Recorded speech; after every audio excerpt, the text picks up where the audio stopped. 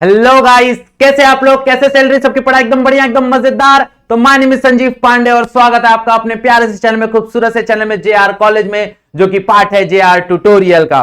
तो जैसा कि आपको पता है, we have started the topic that is chapter number 13 AC circuit. हम लोग ने स्टार्ट किया था। एसी सर्किट के अंदर हम लोग ने ऑलमोस्ट सारे टॉपिक डिस्कस कर लिए थे।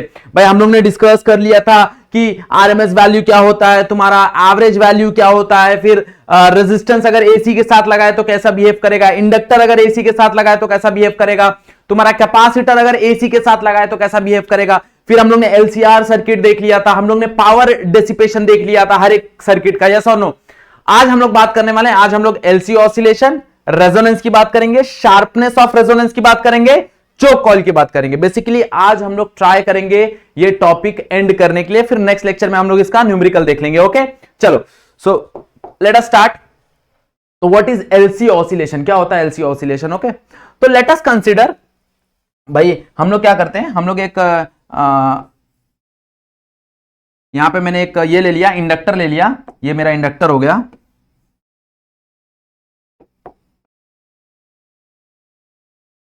This is inductor. ओके, ये एक इंडक्टर हो गया।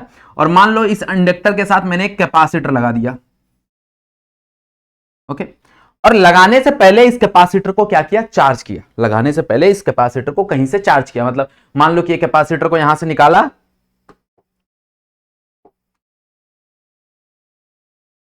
मान लो ये कैपेसिटर को यहां से निकाला, कहीं लगा के चार्ज किया, इसके अंदर चार्ज आ गए, यस और नो। लेट्स से इस प्लेट के ऊपर प्लस चार्ज आ गए, पॉजिटिव चार्ज आ गए,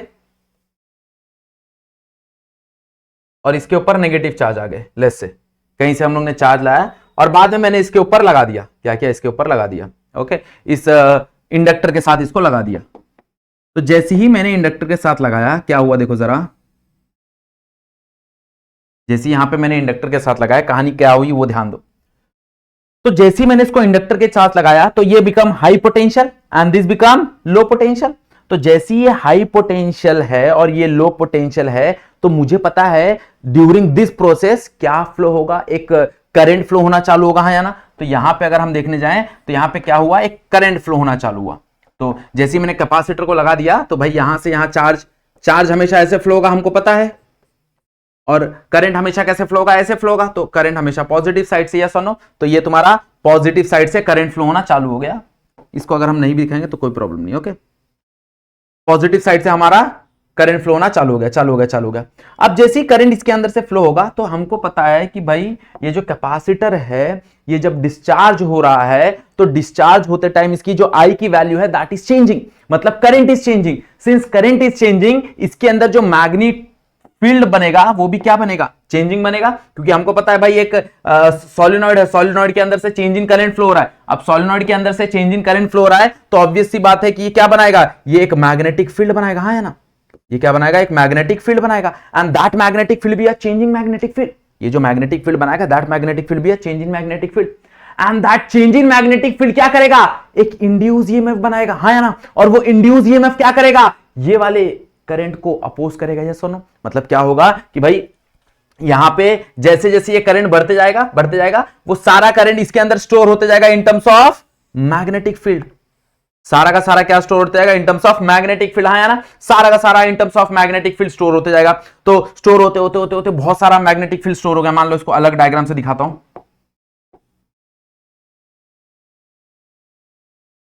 अब मान लो इसके अंदर से सारा का सारा जो कैपेसिटर है, सारा का सारा जो कैपेसिटर है, उसमें से सारा का सारा चार्ज निकल चुका है और सारा का सारा चार्ज यहां पे स्टोर हो चुका है in terms of magnetic field.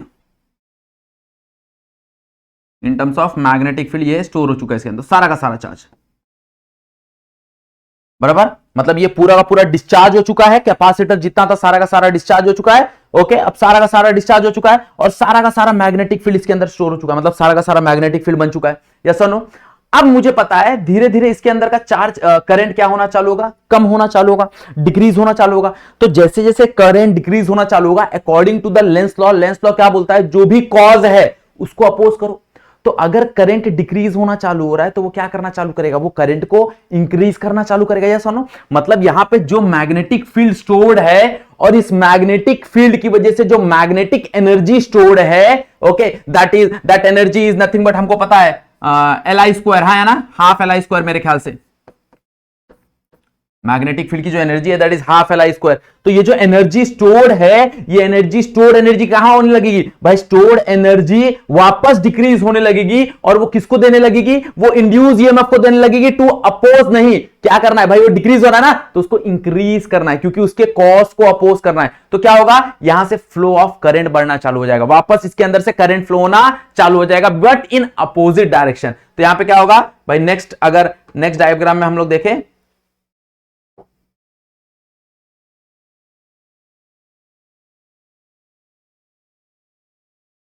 तो यहां पे ये जो मैग्नेटिक फील्ड है, ये मैग्नेटिक फील्ड डिक्रीज होना चालू होगा, ये मैग्नेटिक फील्ड कम होना चालू होगा और क्या होगा, इसके अंदर करंट फ्लो होना चालू होगा, क्या होगा, करंट फ्लो होना चालू होगा एंड दैट टाइम भाई क्या हो जाएगा तुम्हारा, यहां इस डायरेक्शन में करंट फ्लो होगा। क्लियर। फिर वापस जैसे जैसे करंट फ्लो होना चालू होगा, ये जो कैपेसिटर है दैट कैपेसिटर गेट चार्ज, वापस कैपेसिटर क्या होना चालू होगा, चार्ज होना चालू होगा, कैपेसिटर चार्ज होगा चार्ज होगा चार्ज होगा चार्ज होगा, सारा का सारा मैग्नेटिक फील्ड क्या हो जाएगा, डिक्रीज। अब जैसे ही सारा का सारा मैग्नेटिक फील्ड डिक्रीज हो जाएगा, कैपेसिटर फुल्ली चार्ज हो जाएगा। अब जैसे ही कैपेसिटर फुल्ली चार्ज हो गया भाई, वापस कैपेसिटर क्या करेगा, डिस्चार्ज होना चालू होगा और वो किसके पास जाना चालू करेगा, मैग्नेटिक फील्ड के पास जाना चालू करेगा, मतलब इंडक्टर के पास जाना चालू करेगा और इंडक्टर वापस क्या करेगा, मैग्नेटिक फील्ड प्रोड्यूस करेगा, वापस मैग्नेटिक फील्ड प्रोड्यूस करेगा, वापस इंड्यूस ईएमएफ आएगा, वापस वो इंड्यूस ईएमएफ क्या करेगा, उस फ्लोइंग करंट को अपोज करना चालू करेगा। मतलब ये जो प्रोसेस है ये टू एंड फ्रो की तरह चलता रहेगा, ये प्रोसेस जो है ये टू एंड फ्रो की तरह चलता रहेगा। कैपेसिटर डिस्चार्ज होगा, इंडक्टर चार्ज होगा, इंडक्टर डिस्चार्ज होगा, कैपेसिटर चार्ज होगा, कैपेसिटर चार्ज होगा, इंडक्टर डिस्चार्ज होगा, इंडक्टर डिस्चार्ज होगा, कैपेसिटर चार्ज होगा, ये कहानी चलती रहेगी and this is called as LC oscillation, this is called as LC oscillation. Okay, अब यहां पे ये जो हम पढ़ रहे हैं this is the ideal condition. Ideal condition मतलब क्या है कि हम लोग यहां पे मान रहे हैं कि भाई कोई अमाउंट ऑफ हीट लॉस नहीं होगा, सिंस कोई अमाउंट ऑफ हीट लॉस नहीं होगा तो भाई ये जो ऑसिलेशन है ये इन्फिनाइट टाइम तक चलता रहेगा। बट अगर हम आइडियल हटा दें, अगर हम एक्चुअली देखने जाएं तो भाई it is made up of wire ना, ये एक तरह का वायर है और wire itself have a resistance. अब अपने पास वायर का खुद का एक रेजिस्टेंस है तो जाहिर सी बात है कि भाई अगर वायर के पास अपना खुद का एक रेजिस्टेंस है तो रेजिस्टेंस की वजह से हीट लॉस होगा, हीट लॉस होगा इसका मतलब कहीं ना कहीं इसके एम्पलीट्यूड में गिरावट आएगा, मतलब हर बार जब ये ऑसिलेट करेगा तो थोड़ा अमाउंट ऑफ एनर्जी लॉस हो जाएगा और धीरे धीरे इसकी एम्पलीट्यूड क्या होती जाएगी, कम होती जाएगी। But it is a actual case. Ideally भाई आइडियली हम लोग मानते हैं कि कोई हीट लॉस नहीं होगा तो इसके अंदर जो एनर्जी स्टोर होगी सारी की सारी एनर्जी कैपेसिटर में जाएगी, कैपेसिटर के अंदर जो एनर्जी स्टोर होगी सारी की सारी इंडक्टर में जाएगी and this is called as LC oscillation. इसको हम लोग क्या बोलते हैं, एलसी ऑसिलेशन। क्लियर, बात में आ गए। चलो एक बार डेफिनेशन देख लेंगे क्या है, व्हाट इज एलसी ऑसिलेशन का डेफिनेशन। तो when a charge capacitor is allowed to discharge through a non resistive inductor, हम लोग ने यहां पे अज्यूम किया है कि वो एक नॉन रेजिस्टिव इंडक्टर है। Okay, electrical oscillation of constant amplitude and frequency, amplitude of current and frequency produced, this oscillation is called as LC oscillation। मतलब कंटिन्यूअस क्या होता है, एक ऑसिलेशन होते रहता है, ऑसिलेशन होते रहता है किसका, इलेक्ट्रिकल एनर्जी का और या फिर इलेक्ट्रिकल करंट का बोल लो। तो यहां पे ये ऑसिलेशन को हम लोग क्या बोलते हैं, एलसी ऑसिलेशन बोलते हैं। क्या बोलते हैं, एलसी ऑसिलेशन बोलते हैं। क्लियर, बात में आ गई। ये एक या दो मार्क के लिए कभी आ जाता है भाई, explain what is LC oscillation, important topic है।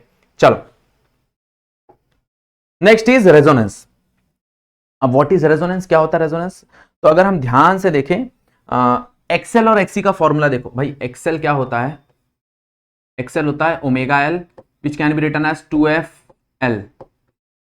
अगर मैं एक्सी का फॉर्मूला देखूं तो एक्सी क्या होता है, 1 by omega C which can be written as 1 by 2 pi F C, है ना भाई। एक्सेल के फॉर्मूले में अगर हम लोग देखेंगे तो XL is directly proportional to frequency, मतलब कहीं ना कहीं मेरा जो एक्सेल है वो डायरेक्टली प्रोपोर्शनल है फ्रीक्वेंसी से। और वहीं मैं एक्सी की बात करूं तो XC is inversely proportional to frequency. मतलब अगर मैं फ्रीक्वेंसी बढ़ाऊं, अगर मैं फ्रीक्वेंसी बढ़ाऊं तो यहां पे क्या होगा, देखो जरा, अगर मैं फ्रीक्वेंसी बढ़ाता हूं तो क्या होगा, ध्यान से देखो भाई, इसकी फ्रीक्वेंसी बढ़ेगी तो एक्सी क्या होगा, कम होगा, और अगर फ्रीक्वेंसी बढ़ेगी तो एक्सेल क्या होगा भाई, बढ़ेगा। मतलब एक चीज कम होगा और एक चीज बढ़ेगा, एक चीज कम होगा एक चीज बढ़ेगा, एक चीज कम होगा एक चीज बढ़ेगा, एक चीज कम होगा एक चीज बढ़ेगा। मतलब एक ऐसा टाइम आएगा जहां पे ये दोनों का वैल्यू क्या हो जाएगा, भाई दोनों का दोनों वैल्यू सेम हो जाएगा and this condition is called as resonance. इसको हम लोग क्या बोलते हैं, रेजोनेंस। कि भाई जब मेरा एक्सएल और एक्सी का वैल्यू सेम हो जाए तो उस फिनोमिना को हम लोग क्या बोलते हैं, उस फिनोमिना को हम लोग बोलते हैं रेजोनेंस। क्लियर बात समझ में आ गए? मतलब एक ऐसा फ्रीक्वेंसी होगा जिस फ्रीक्वेंसी पे मेरे को एक्सएल और एक्सी दोनों क्या मिलेगा, सेम मिलेगा। मेरे को एक्सएल और एक्सी दोनों क्या मिलेगा, सेम मिलेगा and that is called as resonance. तो दो तरह के रेजोनेंस होते हैं, एक होता है सीरीज रेजोनेंस, एक होता है पैरेलल रेजोनेंस। तो सबसे पहले अपन सीरीज रेजोनेंस का डिस्कशन करते हैं। ओके, तो चलो सीरीज रेजोनेंस की अगर हम लोग बात करें तो क्या हो जाएगा, मान लो मेरे पास ये है, इंडक्टर है, कैपेसिटर है, मैंने उसको सीरीज में लगा दिया विथ एसी सप्लाई। ये एक एसी सप्लाई है, ये तुम्हारा इंडक्टर है और ये कैपेसिटर, मैंने इसको सीरीज में लगा दिया। ओके, रेजिस्टेंस लगाना है तो लगा सकते हो, कोई प्रॉब्लम नहीं है तुमको। रेजिस्टेंस लगा ही देते हैं, काम करते हैं रेजिस्टेंस। तो मान लो यहां पे एक रेजिस्टेंस लगा देते हैं जिसका वैल्यू आर है। ओके, तो हम लोग बोल सकते हैं कि भाई inductor is directly proportional to the inductor is directly proportional to the inductor is directly proportional to the frequency and capacitor is inversely proportional to the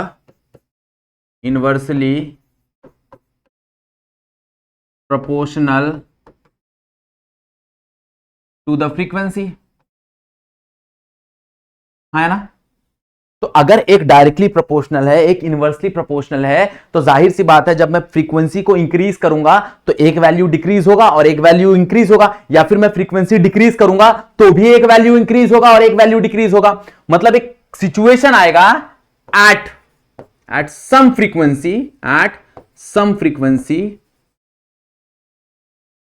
frequency XL will be equals to XC and this condition is called as resonance and this is called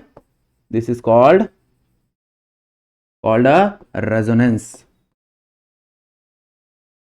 and this is called a resonance। Clear बात समझ में आ गया? मतलब XL और XC क्या हो जाएगा, बराबर हो जाएगा, और जब XL और XC बराबर हो जाएगा तो उस समय हमको एक रेजोनेंस मिलेगा and that time the current will be maximum. How the current will be maximum, ये चीज को देखते हैं। तो सबसे पहले रेजोनेंट फ्रीक्वेंसी देख लेते हैं। भाई रेजोनेंट फ्रीक्वेंसी क्या होगा, तो अगर XL बराबर हो जाएगा XC से तो हम लोग बोल सकते हैं XL क्या होता है, XL होता है 2 पाई एफ एल, XC क्या होता है 1/2 पाई एफ सी, हाँ है ना। ओके, अब ये 4 पाई को इधर लेके आओ, एफ को इधर लेके आओ, तो क्या हो जाएगा देखो जरा, F square is equals to 1 by, ये 2 इधर जाके मल्टीप्लाई हो जाएगा पाई का स्क्वायर इंटू एल सी, हाँ है ना।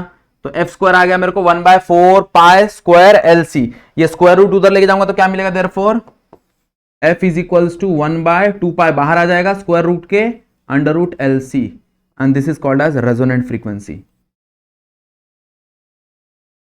This is called as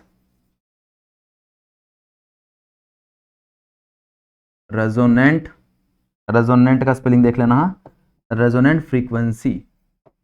okay, this is called as resonant frequency. मतलब जब कभी भी एक्सएल बराबर होगा एक्सी से, तो यहां पे मेरे को क्या मिलेगा, यहां पे मेरे को मिलेगा रेजोनेंट फ्रीक्वेंसी। क्या मिलेगा, रेजोनेंट फ्रीक्वेंसी। अब देखो जरा, अगर एक्सएल बराबर हो गया है एक्सी से, तो इसके इंपेडेंस की बात करते हैं कि भाई इसके अंदर जो इफेक्टिव रेजिस्टेंस होगा वो क्या होगा। तो हमको पता है भाई impedance will be that is Z is equals to under root R square plus XL minus XC का होल स्क्वायर। बट ये दोनों तो इक्वल हैं भाई, XL और XC तो इक्वल हैं। अगर XL और XC इक्वल हैं तो क्या मैं बोल सकता हूं XL माइनस XC 0 हो गए।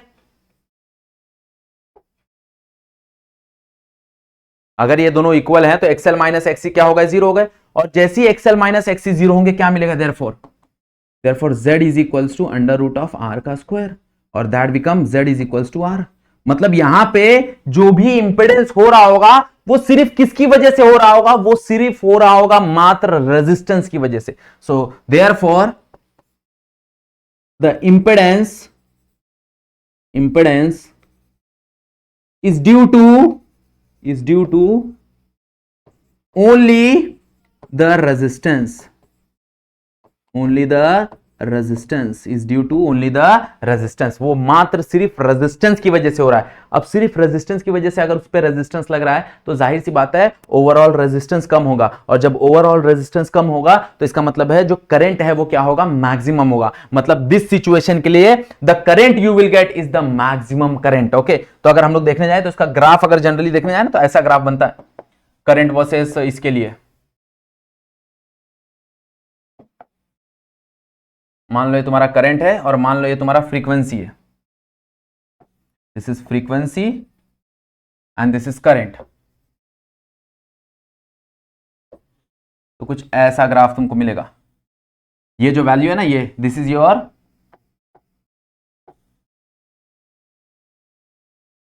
ये जो फ्रीक्वेंसी है इसको हम लोग एफ आर बोलते हैं। एफ आर बोले तो तुम्हारा रेजोनेंट फ्रीक्वेंसी, और उस टाइम पे तुम्हारा जो ये मिलेगा ना तुमको करंट मिलेगा, that will be a maximum current. यहां पे तुम्हारा जो करंट रहेगा वो मिलेगा I max. Okay, that will be I maximum current. I maximum current मतलब जाहिर सी बात है कि इस टाइम पे जो ओवरऑल ये है क्या बोलते हैं इंपेडेंस है, जो ओवरऑल रेजिस्टेंस है that is very low. Since the overall impedance is very low तो जाहिर सी बात है यहां पे जो रेजिस्टेंस ये रेजिस्टेंस है वो लो है, और रेजिस्टेंस तो है इसका मतलब करंट क्या होगा, करंट होगा मैक्सिमम। क्लियर बात में आ गई? तो हम लोग बोल सकते हैं कि भाई यहां पे इंपेडेंस लो है तो करंट क्या होगा, मैक्सिमम। मतलब जब कभी भी मैं सीरीज में कैपेसिटर और इंडक्टर को लगाऊं और एक्सएल और एक्सी बराबर कर दूं, एक्सएल और एक्सी क्या कर दूं, बराबर कर दूं, तो उस टाइम पे मेरे को क्या मिलेगा, उस टाइम पे मेरे को एक कंडीशन मिलेगा, और वो कंडीशन में तुम्हारा जो इंपेडेंस रहेगा दैट विल बी मिनिमम, और जो करंट रहेगा that will B maximum. Clear बात समझ में आ गई एवरीवन? हाँ या ना? क्लियर हाँ या ना? चलो बहुत बढ़िया।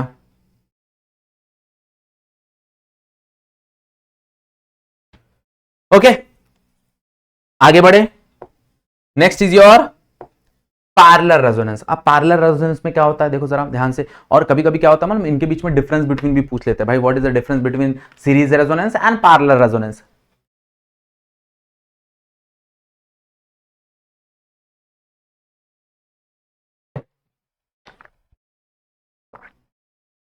चलो तो अब सेम उसी इंडक्टर को कैपेसिटर के साथ पैरेलल लगा दो,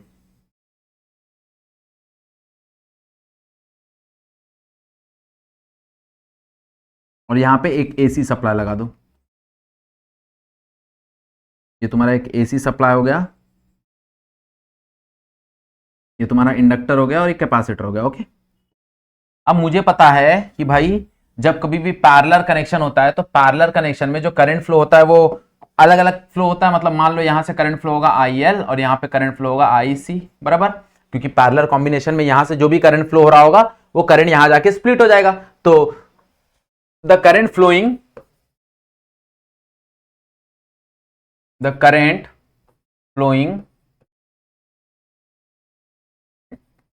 थ्रू इंडक्टर इंडक्टर में से कितना करंट फ्लो होता है आपने को पता है भाई, वो लैग करता है, तो that is IL is equals to I not sine omega t minus pi by 2। हाँ या ना? दिस इज द इंडक्टर का करंट। हाँ या ना? ये अपने को पता है भाई ये इंडक्टर का करंट है। व्हाट इज द कैपेसिटर का करंट? कैपेसिटर लीड करता है तो उसका करंट क्या होता है, so therefore the current flowing through capacitor is given by that is IC, मान लो that is I not sine omega t, हाँ या ना, प्लस पाई बाय 2। क्लियर बात समझ में आ गया भाई? ये मेरे को IL मिल गया, ये मेरे को IC मिल गया। तो अगर हम लोग टोटल करंट फिलहाल के लिए देखने जाएं तो can I write total current equals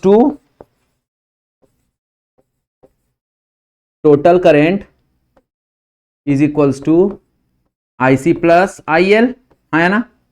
अब अगर दोनों को ऐड कर दूं तो IC क्या हो जाएगा, I not sine omega t plus pi by 2, हाँ या ना, प्लस IL क्या हो जाएगा, I not sine omega t minus pi by two, बराबर है ना। अब जरा ध्यान से देखो, sine omega t plus pi by two can be written as cos pi by two, तो this become I naught cos pi by two, cos pi by two, है ना। और क्या मैं बोल सकता हूं यहां पे जो आई नॉट है that can be written as तुम्हारा ई नॉट बाय एक्सी। भाई हमको पता है ना करंट क्या होता है, करंट होता है तुम्हारा EMF divide by resistance, plus यहां पे भी हम लोग लिख सकते हैं that is E nought by XL, बराबर। यहां पे जो रेजिस्टेंस होगा वो किसकी वजह से होगा, इंडक्टर की वजह से होगा, तो यहां पे आ जाएगा ई नॉट बाय एक्सएल। अब ध्यान से देखो, this sign omega t minus, ये क्या लिख सकते हैं, माइनस कॉस ओमेगा टी, यहां पे लिख सकते हैं ना माइनस कॉस ओमेगा टी। अब यहां पे अगर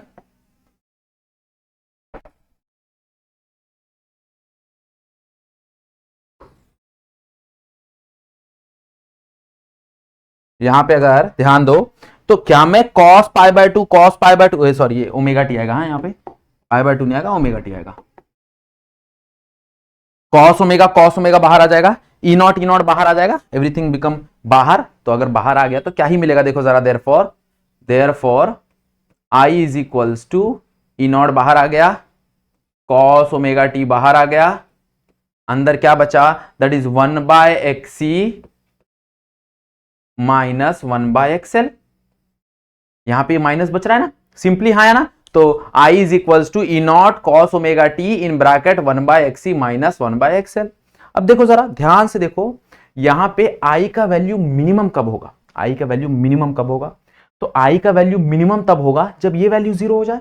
ओके, तो for minimum current, for minimum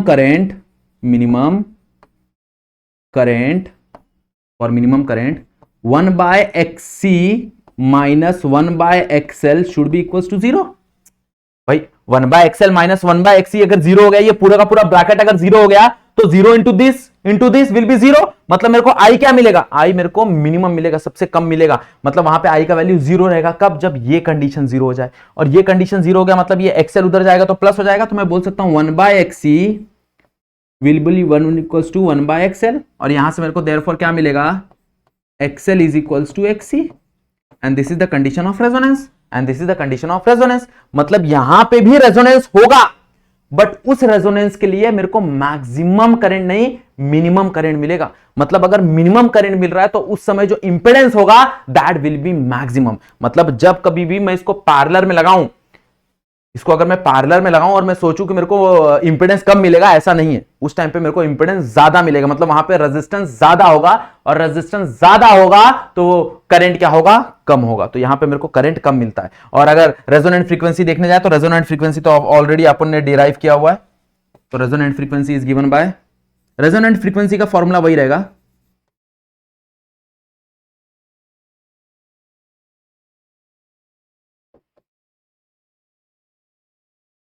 that is fr is equals to 1 by 2 pi under root LC, that is a formula for resonant frequency। तो resonant frequency तो वही गिवन होगा। Okay, बस यहां पे ये चीज समझना है कि भाई यहां पे करंट क्या होगा, मिनिमम होगा, और करंट मिनिमम होगा तो बट ऑब्वियस है इंपीडेंस क्या होगा, ज्यादा होगा। इसलिए जब तुम यहां पे ग्राफ देखोगे ना बेसिकली, तो यहां पे तुमको ग्राफ थोड़ा सा अलग दिखेगा।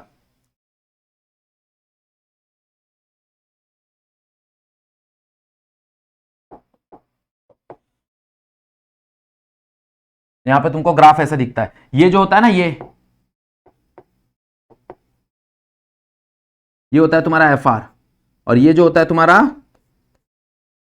ये आई मिनिमम होता है। ओके, मतलब जब कभी भी रेजोनेंस क्रिएट होगा, तो उस रेजोनेंस के लिए मेरे को जो करंट क्या मिलेगा, मिनिमम। मतलब यहां पे करंट क्या रहेगा, यहां पे करंट रहेगा मिनिमम, और उसके लिए जो इंपेडेंस रहेगा वो क्या रहेगा, इंपेडेंस रहेगा यहां पे मैक्सिमम। क्लियर, करंट क्या रहेगा, करंट रहेगा मिनिमम, और इंपेडेंस क्या रहेगा, मैक्सिमम। यहां पे हम लोग बोल सकते हैं, याद रखना ये चीज, यहां पे करंट क्या होगा, करंट होगा मिनिमम, और इंपेडेंस जो होगा वो मैक्सिमम होगा। इंपेडेंस बोले तो जो इफेक्टिव रेजिस्टेंस होगा वो मैक्सिमम होगा। और यही चीज अगर हम लोग देखने जाएं इसके लिए क्या बोलते हैं, सीरीज में, तो सीरीज में उल्टा होगा, सीरीज में यहां पे जो करंट होगा that will B minimum, current is minimum, यहां पे करंट क्या होगा, मिनिमम होगा, और जो इंपेडेंस होगा वो मैक्सिमम होगा, यहां पे जो इंपेडेंस होगा वो क्या होगा, मैक्सिमम होगा। क्लियर, बात में आ गई भाई, यहां पे जो करंट होगा वो मिनिमम होगा और इंपेडेंस होगा वो क्या होगा, मैक्सिमम होगा। यस और नो? तो डिफरेंस बिटवीन कभी कभी पूछ लिया जाता है, तुम ये बात लिख सकते हो वहां पे, ओके, कि भाई एक में करंट ज्यादा होता है, एक में करंट कम होता है, एक में इंपेडेंस ज्यादा होता है, एक में इंपेडेंस कम होता है। फॉर्मूला दोनों का सेम होता है, तो फॉर्मूला को मत लिखना डिफरेंस बिटवीन में, याद रखना। ओके, तुम ग्राफ बना सकते हो डिफरेंस बिटवीन में, दोनों का ग्राफ अलग अलग है, ओके, बट फॉर्मूला वहां पे मत लिखना, क्योंकि फॉर्मूला दोनों का क्या होता है, सेम होता है। ओके, चलो next is sharpness of resonance. Okay, sharpness of resonance का मतलब क्या होता है, तो जब कभी भी हमको पता है भाई रेजोनेंस की कहानी कैसे होती है, रेजोनेंस की कहानी होती है जब कभी भी व्हेन एक्सएल बराबर होता है एक्सी के साथ, तो जब एक्सएल बराबर होता है एक्सी के साथ तो मेरे को एफ आर क्या मिलता है, F R will be 2 pi under root L C, हाँ है ना, ये मेरा रेजोनेंट फ्रीक्वेंसी का फॉर्मूला है। अब ध्यान से ग्राफ को देखो, सीरीज की हम लोग बात कर रहे हैं फिलहाल, यहां पे हम लोग सीरीज का ही डिस्कशन करेंगे। ध्यान से ग्राफ को देखो,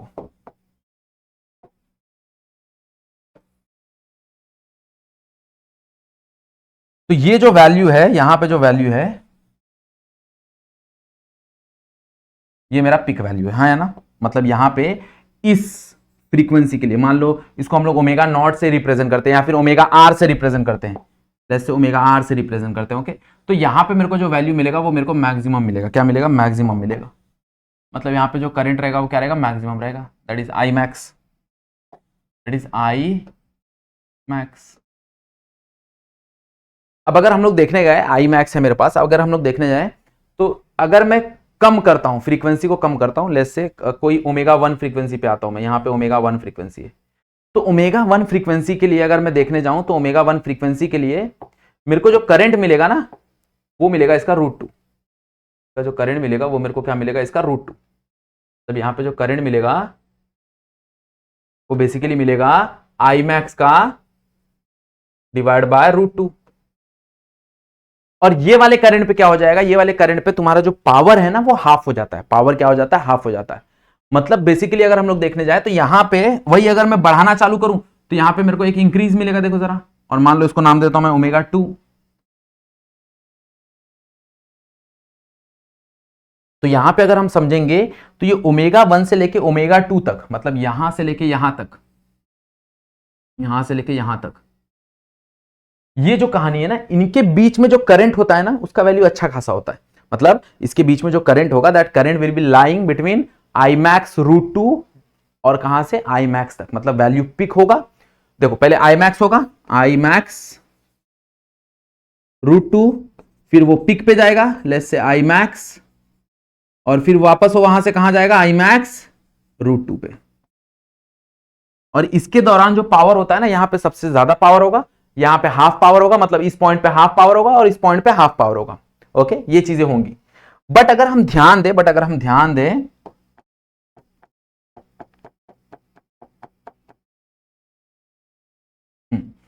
ध्यान दें तो इनके बीच में कुछ तो ओमेगा का डिफरेंस आ रहा है, दैट इज ओमेगा 1 ओमेगा 2, इसको बोलते हैं बैंड विड्थ, क्या बोलते हैं, बैंड विड्थ। तो यहां पे अगर हम देखने जाए तो band width, what is band width, generally उसको डेल ओमेगा से रिप्रेजेंट करते हैं और उसका वैल्यू होता है ओमेगा 2 माइनस ओमेगा 1, है ना, ओमेगा 2 माइनस ओमेगा 1। तो हमको बोला जाता है कि भाई शार्पनेस कैलकुलेट करो, बताओ कि भाई शार्पनेस क्या होगा, शार्पनेस ऑफ रेजोनेंस। शार्पनेस का मतलब होता है क्वालिटी फैक्टर, क्यू फैक्टर उसको हम लोग बोलते हैं जनरली, क्या बोलते हैं, Q factor, Q factor.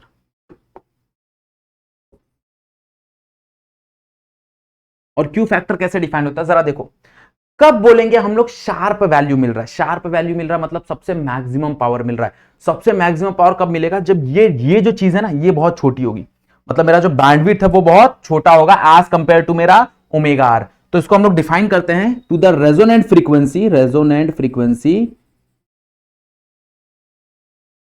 Divide by bandwidth.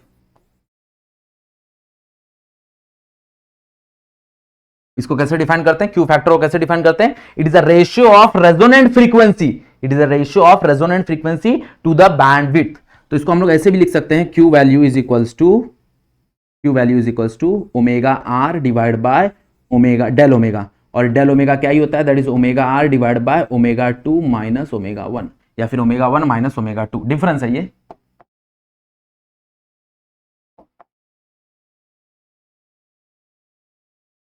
Clear? इसको ही हम लोग बोलते हैं क्यू वैल्यू। तो जितना ज्यादा छोटा ये वैल्यू होगा उतना क्यू बड़ा होगा। देखो जरा, जितना, क्योंकि इनवर्सली प्रोपोर्शनल है, तो जितना ये छोटा वैल्यू होगा ओमेगा 1 माइनस ओमेगा 2 जितना छोटा होगा, इसका मतलब उसका जो क्वालिटी फैक्टर है वो उतना ज्यादा बढ़ेगा। क्वालिटी फैक्टर उतना ज्यादा बढ़ेगा, इसका मतलब शार्पनेस उतना ज्यादा बनेगा। बात समझ आ रहा है? उतना ज्यादा शार्पनेस बनेगा। ओके, सो अगर कोई पूछता है भाई what is the sharpness of the resonance, what is quality factor, तो you can explain this. Okay, हाँ है ना?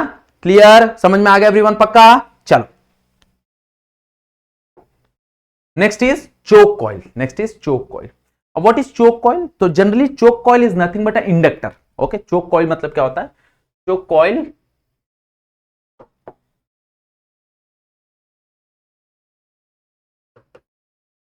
Coil is inductor only. अब क्यों हम लोग इस्तेमाल करते हैं इंडक्टर?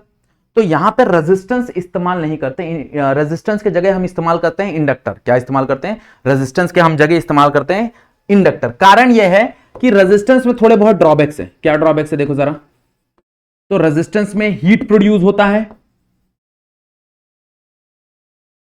सिंस हीट प्रोड्यूस होता है तो वहां पे एनर्जी लॉस होता है ना? एनर्जी लॉस होता है। अगर रेजिस्टेंस की बात करें तो हीट प्रोड्यूस होगा, resistance H equals to I square R T बराबर जूस लॉ है, और उसकी वजह से क्या होगा? उसकी वजह से एनर्जी लॉस होगा। बट यही चीज अगर मैं देखूं इंडक्टर में, तो इंडक्टर में अगर तुमको याद होगा तो हम लोग ने एवरेज पावर पढ़ा था। एवरेज पावर क्या ही था इंडक्टर का? 0। मतलब इंडक्टर में एवरेज पावर ऑलमोस्ट क्या होता है? 0 होता है। ऑलमोस्ट इंडक्टर में एवरेज पावर 0 हो रहा है। तो अगर एवरेज पावर 0 हो रहा है मतलब वहां पे कोई भी energy in terms of heat loss नहीं हो रही है। ओके, इन टर्म्स ऑफ वहां पे कोई भी एनर्जी हीट के टर्म पे लॉस नहीं हो रही है। तो इसलिए हम लोग क्या करते हैं? हम लोग यूज करते हैं inductor as the replacement of the resistance. मतलब जहां पे मेरे को भाई, क्योंकि रेजिस्टेंस भी क्या काम करेगा? वो फ्लो ऑफ करंट को रोकेगा। तो जहां पे मेरे को ऐसे लगता है कि भाई मेरे को वहां पे रेजिस्टेंस यूज नहीं करना, वहां पे मेरे को क्या यूज करना है? इंडक्टर यूज करना है। तो हम इंडक्टर यूज करते हैं जहां पे मेरे को हीट लॉस नहीं चाहिए, क्योंकि भाई रेजिस्टेंस में हीट लॉस होता है और इंडक्टर में उतना हीट लॉस नहीं होता, और उसी इंडक्टर को हम लोग क्या बोलते हैं? चोक कॉइल बोलते हैं। क्या बोलते हैं? चोक कॉइल बोलते हैं। क्लियर? बात में आ गया? तो कहीं ना कहीं ये भी 1 मार्क्स के लिए डेफिनेशन के लिए पूछ लेते हैं भाई what is choke coil, why it is used. Okay, तो तुम लोग ये चीज बता सकते हो वहां पे। क्लियर? बात समझा एवरीवन? समझ में आया सारी कहानी? What is LC oscillation, what is series resonance, what is parallel resonance? समझ में आया आज का टॉपिक?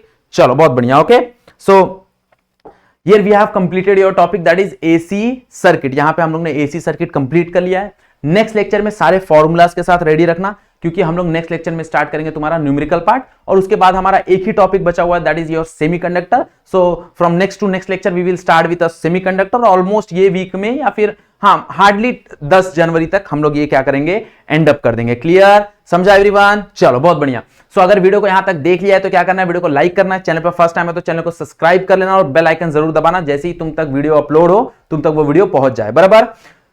और सबसे इंपॉर्टेंट चीज, अगर डाउट है तो इंस्टाग्राम पे डीएम कर दो, मैंने हैंडल दिया हुआ इंस्टाग्राम का, या फिर तुम कमेंट सेक्शन में पूछ सकते हो। कमेंट सेक्शन में उतना ज्यादा ध्यान नहीं जाता, बट हाँ इंस्टाग्राम पे तुम डीएम करोगे तो हम लोग वहां पे बैठ के डिस्कशन कर सकते हैं, कोई प्रॉब्लम नहीं है। चलो, सो नेक्स्ट लेक्चर में मिलते हैं, तब तक के लिए पढ़ते रहो। सो आज का वीडियो यहीं पे एंड करते हैं। आज के लिए बस इतना ही। That's it for today. Thank you so much everyone.